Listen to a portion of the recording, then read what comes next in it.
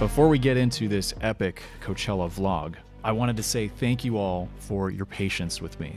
I didn't want my first video back to YouTube after so long to be some kind of lame explanation video, so I really put a lot of effort into making this the return video that everybody would want to see. But don't worry, there is going to be a follow-up video very shortly after this one with a full explanation of what's been going on and the plan going forward. So this is really just the first video in a long series of catching up. Just a heads up, some things might not appear chronologically on this channel for a little bit of time as we catch up. For example, I've been using MA3 strictly for the past year, but in this video, you're going to be seeing me use MA2 on our last timecode show. Thank you all for your understanding in advance, and I really hope you enjoy this return to YouTube. I know I am. So in the true spirit of the calm before the storm, I decided to switch my late afternoon flight out of Miami back home to Seattle to an early morning 6 a.m. flight.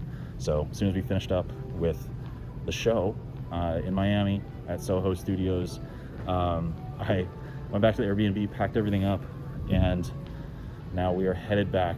That's all so that I can sleep on the plane and get back to Seattle and have a full Saturday and a full Sunday of programming at home before we head to Previs at Kinetic.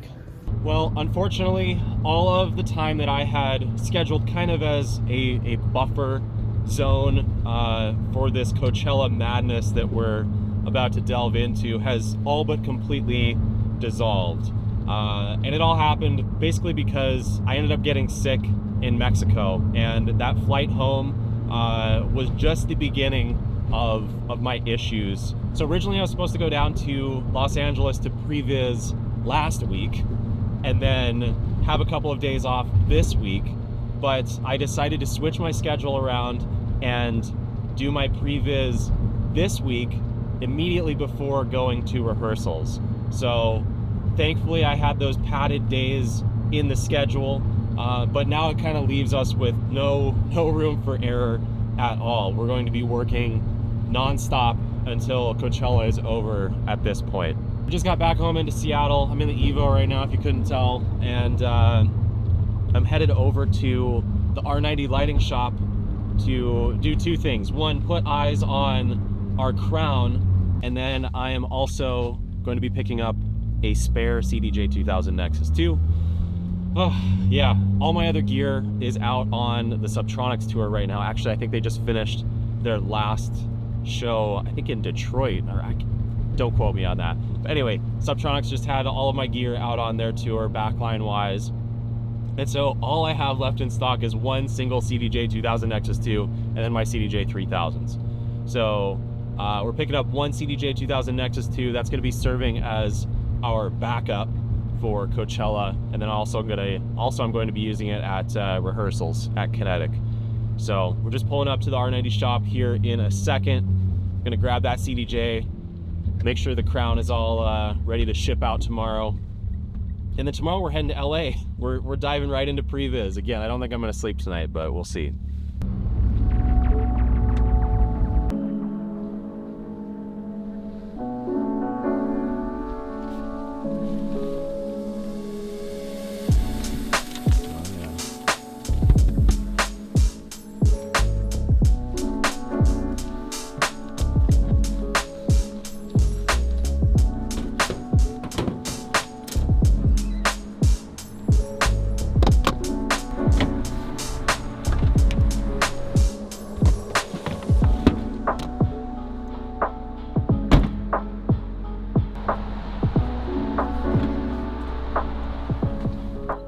You know, for this next section, I'm actually going to throw Timelapse Christian here up in a pip, and we can talk a little bit about the design for this show, okay?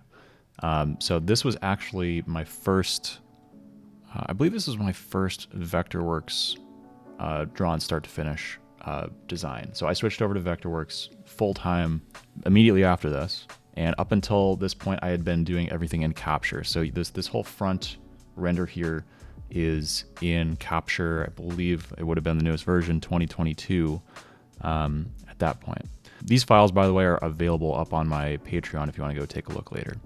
So real briefly, I just designed the ground package for these 2 weekends. So the Flown Festival rig is shared between all the artists. I'm actually not sure who designed it. It didn't say on the paperwork that I had. I was, basically in charge of coming up with a cool ground package that would symbolize the act and represent the music well, and look super cool. It always has to look super cool, right? When I first got the festival packet and we started to design around this stage, since this is a one-off design for us, my first immediate thought was there is a lot of negative space on the left and right of the video wall. So my whole idea was, well, we want to fill that up with some sort of similar video element, but we don't want to bring in video panels. I'm kind of like over the whole, bring in a video wall riser or flanking set piece elements look. So I came up with this idea to map a bunch of like scattered angled Septrons, and to be able to map them so that they make a video cohesive image, and it's not just light bars on the side. So that was kind of the concept from the beginning, because we have the LED crown that is also fully pixel mapped. We've got the X4 bars, and it doesn't visualize on here, but I wanted to have this really cool like front curved section of hex lines. So those are the hex lines. That was our original plan. The balance between the video wall being this size and the Septrons occupying this physical space on stage right, stage left worked well. And this is the part where I have to say I'm a little disappointed. I believe it was actually a week before the show, we got an updated tech packet. And so what I'm showing you here is the size of the video wall that we were working off. It might have been a little bit taller. It might have been like something like there. Yeah. So that was about the size of our original packet. We got an updated packet and the new video wall was significantly bigger. And when I say significantly bigger, I mean it was, change my classes here. It was this blue. This is the size difference between the two. Initially, when you hear that, oh, we actually have a much bigger video wall than originally planned, like usually people are excited about that. And it is, it's exciting. It's nice to have a bigger wall, but it was really frustrating knowing that when you have these video walls in front of stage elements like this, there is this effect that you can get where the silhouette of any piece of these angled structures, it creates like an aliasing effect. And the aliasing effect is when you have a grid of pixels and a non-perfect one-to-one shape masking in front of it. It creates like this staggered stepping look. And I was, not super happy that this was a change that that wasn't communicated to us until the week of the show, basically. And we didn't have time to restructure or redo a lot of this because much of it had been prepped by the time we found out. So it was a little frustrating finding out after it was too late to really change anything that this stage right, stage left area was going to be fighting for visual footprint. It ended up being okay because, when you're not viewing the stage directly straight on in an orthogonal view, you still have this space on the sides, right? So if you're viewing it straight on, then yeah, there is definitely some content overlap. But if you're viewing it from, I would say probably 75% of the audience does not witness that overlap. But the center 25% does, and that's where everybody takes photos from. So that's why it always bugs me when stuff like that happens. But let's take a look at the shaded view of this and maybe pop into a normal perspective. I'm going to turn off simplified small class here. And yeah, so this is basically just our shaded view of the ground package. We have the curved hexalines here. We have the crown, our beautiful SketchUp 3D models. Shout out to the SketchUp warehouse. Curved hexalines on rolling risers, Septrons with mega pointies, our Martin P3 1500 boxes, lasers, and then a fun little surprise back here. We have these super blower fans with foggers and a line of Lixels. So actually, if I turn on my laser beam class here, laser bar beam, yeah, they should turn on. Yeah. So these were terminating in the roof. And then, of course, we've got our pyro boards and our G-flame units on the downstage edge. Name a better duo.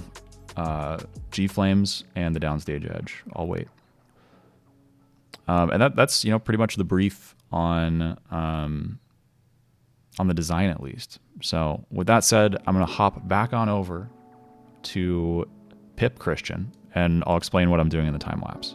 Mapping these Septrons is probably the most tedious part of our pre-production process.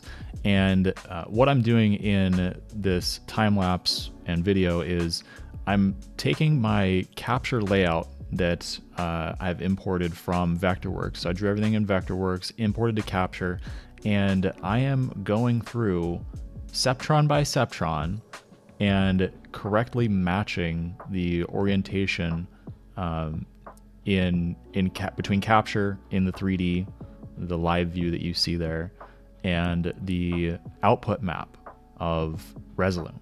So in the Resolume output map, I've created, I think it's like 120 Lumiverses, and I'm going through and making sure that the orientation and the relative placement of the Septrons in reference to each other is correct. And it takes quite a long time to get it right.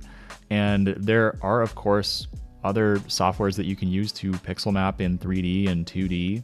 I happened to use Resolume for this project because of a couple reasons. One, I already have the full license, and I have a bunch of cues already written into Resolume.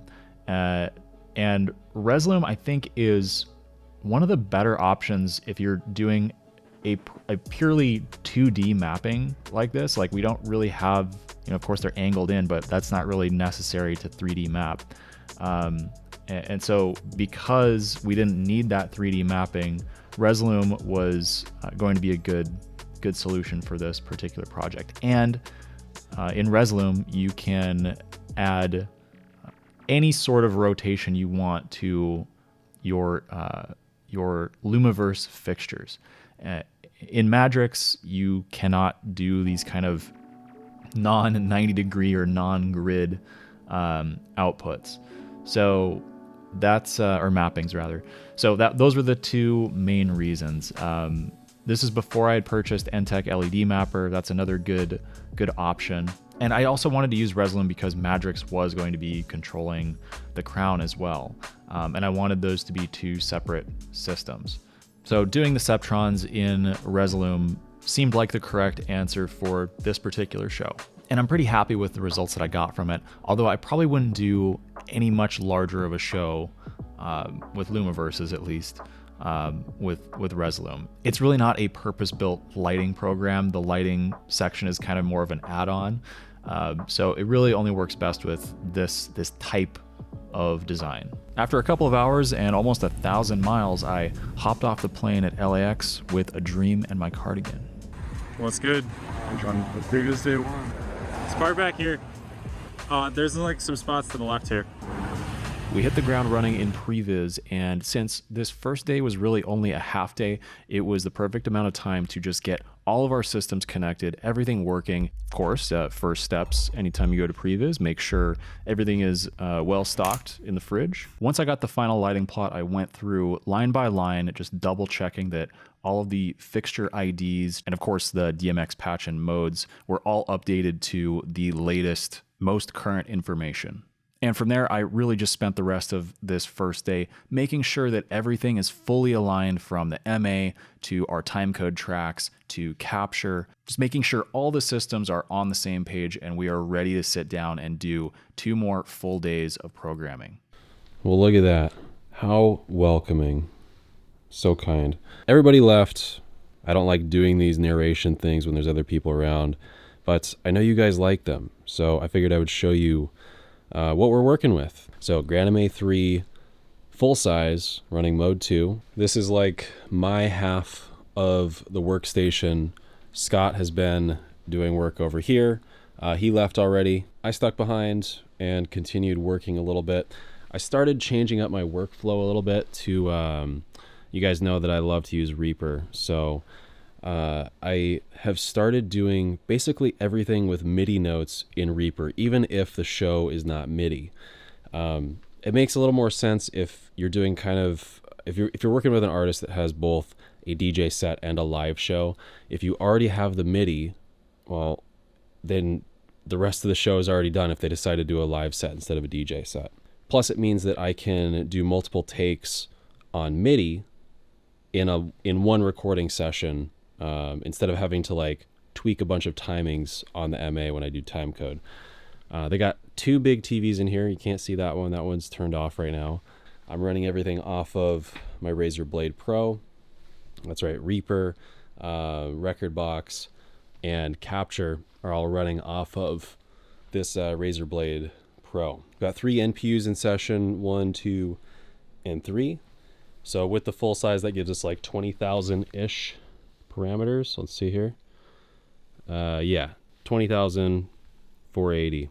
Enough to do a decent sized show. We've also got the CDJ here for emotional support. I don't really use it a lot, just to kind of check our offsets once we get everything programmed in Reaper. Reaper's doing the majority of the work, for me at least.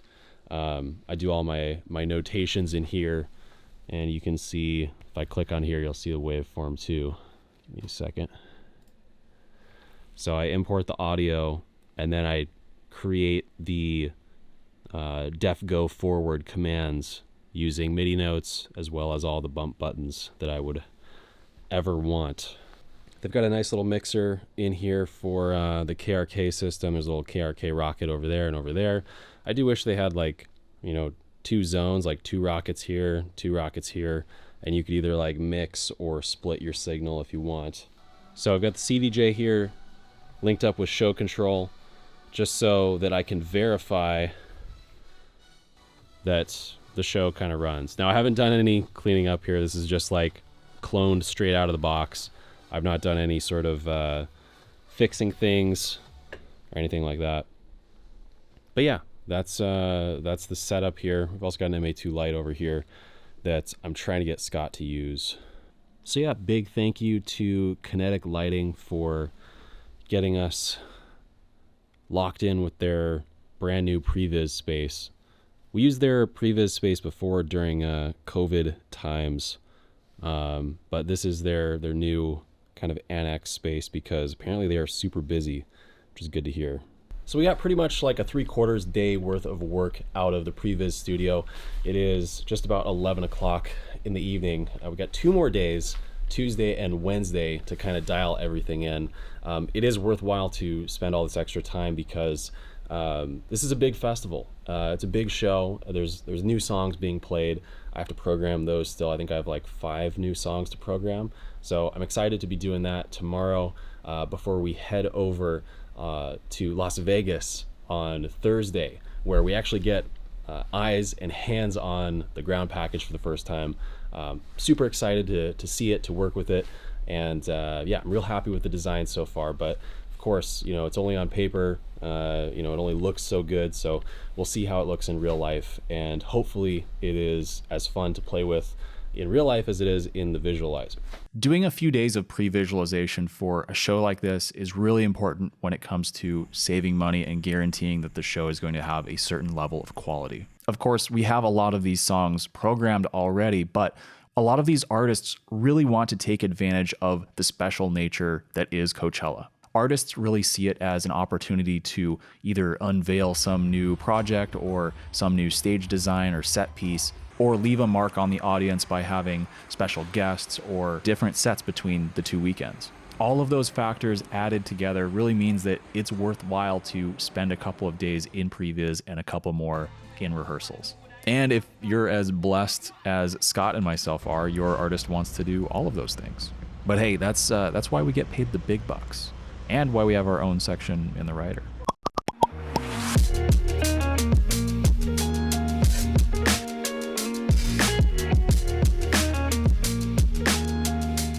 Anyways, we got previs in a pretty good spot, so I headed back over to LAX to hop back on a plane and head over to Las Vegas. This time, my fancy ride over the beautiful desert of Southern California was this E-Jet E-175. I think the coolest part about flying into the Las Vegas airport, Harry Reid International, is that you sometimes get a glimpse of these Janet Airlines 737s. Of course, as soon as I landed, I headed over to the Land of Less, LMG, to take a look at how the prep was going for our rehearsals. Mainly just because I'm a control freak. I like to see that everything exists before I know we're rolling into rehearsals the next day. So this here is our arrangement of Ceptrons. These are the 1 meter version with the 10 millimeter pitch. So pretty high resolution. The boys at LMG, Wade specifically, has put a lot of time into mounting these into our light forest. It's going to be sitting stage left and stage right. So each one of these carts is powered by a Martin P3 1500, which has 4 P3 outputs on it to power these boys. Right, so we're checked in to our hotel in Vegas where we're going to be staying for the next week while we're doing rehearsals. The whole crew's staying here, and I, of course, am just doing some last minute adjustments. So you guys know I love using Reaper, especially for all this pre-programming stuff. Anything that has to do with like offline editing. I love just being able to have a single Ethernet dongle and an Ethernet cable going between a MacBook. It doesn't have to be a MacBook, but since I have to use show control anyways, I have to have this. And then also my computer running MA2 on PC. And I've come up with this method that is kind of like a hybrid of MIDI and MTC, MIDI time code. So what I do in Reaper is I draw out all of the events in MA. So this entire MIDI channel is just full of all of the button presses on my executors that I would normally have to record manually or do like some sort of XML import, export type of deal. But this allows me to just basically sit on a plane with a 13-inch MacBook Pro and just loop sections of the audio and type out all of the MIDI notes as if they were executors. And then all I do is I insert a MTC stripe in here. So for example, this particular MTC stripe is at 6 hours and 20 minutes for my time code offset. So that means that since these MTC and SMPTE tracks are in line with my MIDI events, a little shaky there, since these are all in line and happening at the same time, I can basically do all of my takes, quote unquote, live, because they're not baked into the MA events list in timecode pool item. So there's nothing being recorded until I decide that I've got my notes arranged how I want them to be. So all of those notes are going into Show Cockpit, and that allows me to keep my MTC output over the network as my MIDI device inside of MA. So if I go up here to my yellow ball options, I'm still able to set my FOH lighting MIDI network device as my MTC source. So that means that at the same time that those MIDI notes are firing and doing my progression through my main sequence cues, it's also importing the MTC into the MA session so that I can arm my timecode pool items for recording. So all of that to say, well, let me just show you a demo here. So this is a new song that got added to the set, and I went through and I just imported it, and I drew out my MIDI notes with all my drum things and the note progression for the track. And I need to get it into MA, and I'm happy with how this was playing back. So just to prove that this does actually work, if I unmute and then play this live, now I should, in theory, yes, I see all of my notes playing all of my temp buttons. And this is all live. This is not with timecode. This is MIDI notes that are firing these. So all the MIDI notes are firing over here. So if I want to do an actual take, like record it, all I have to do is make sure that I'm unmuted on my MTC track, and then unmuted on my MIDI notes, because I need those to play, right? I need them to pretend like they are me and pretend like, you know, I have perfect timing. And then I just need to make sure that this is armed for recording. So I've got this one selected. It's the right track. And then now we can see I'm armed for recording up here. If I just start playing, we've got signal coming in, and the notes are going to start firing here in just a second, and we'll see all of the events populate. There's another button, another button. So there we go. We got a lot of events happening all at once here. And they're not going to show up until I stop recording, but you can see all the tracks being populated here, and then the progression of the sequence as well. Okay, track's over. Spacebar. And now when I hit stop, all of my events are now recorded in perfect, quote unquote, perfect time.